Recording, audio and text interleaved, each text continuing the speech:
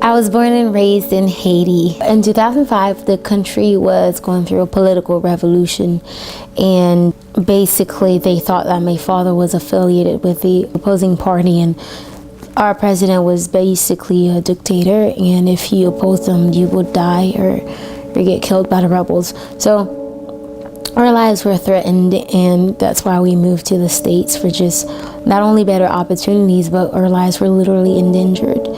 So we came to America. I didn't speak English. I knew 3 words. I knew hi, how are you, and I knew thank you so much, and I love you. Okay, so I knew a couple of words, but that was about as much English as I knew.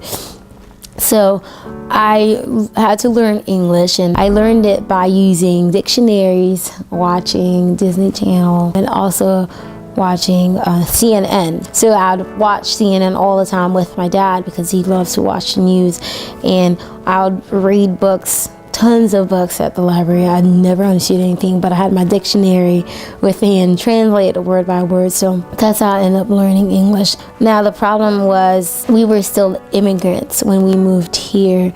So my first 2 siblings, my first 2 sisters weren't really able to go to school because of the whole papers situation.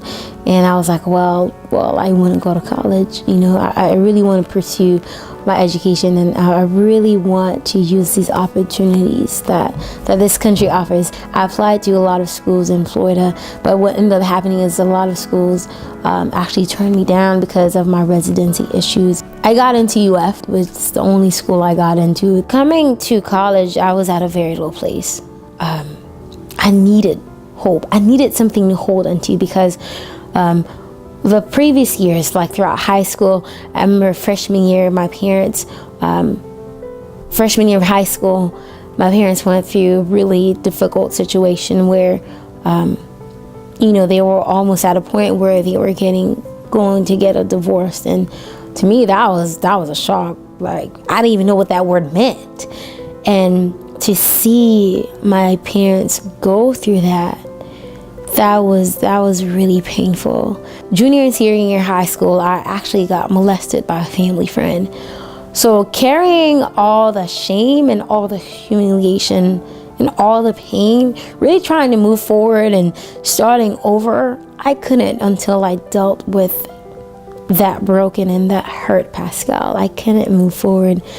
Long story short, with coming to UF, I came to UF and I fell in love with the school. Like, I fell in love with the people. It just made me feel like I was part of something great. But I think one of the most significant things that happened here my freshman year is that I actually encountered Jesus. I know it's a very weird statement to say. I gained hope again. That I was loved and I was going to be okay. And to me, that I think we don't know how important peace of mind is until you don't have it. You don't really appreciate how much hope it is or how important it is until you just really lost it all.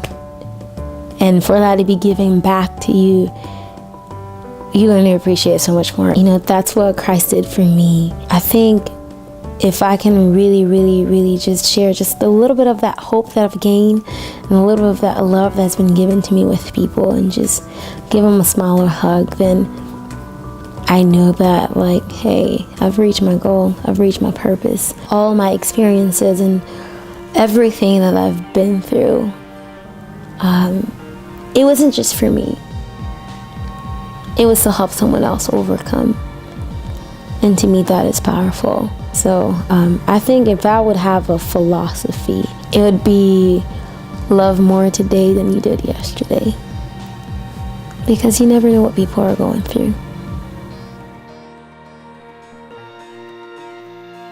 When I came to this country, everyone was like, American dream, American dream. I wanted to know what that was. I think my American dream is, if I can go and just impact at least one person, and that person will impact another person, and that person will impact another person, to just make this world like a better place, then I know that like I've already gotten my American dream.